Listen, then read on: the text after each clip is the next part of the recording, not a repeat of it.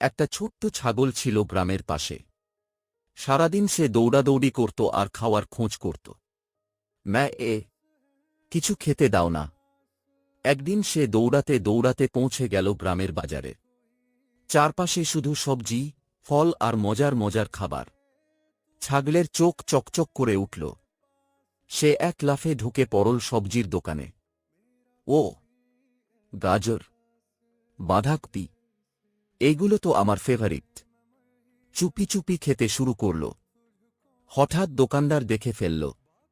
এই ছাগল, আমার সবজি খাচ্ছিস? ছাগল থেমে তাকিয়ে বলল, আমি তো টেস্ট করছিলাম দাদু, কোনটা তাজা আর মিষ্টি। তারপর সে হাহা করে হেসে দৌড়ে পালাল। এ ধরা দিই না আমি। এরকম ভিডিও দেখতে চাইলে চ্যানেলটিকে লাইক ও সাবস্ক্রাইব করুন।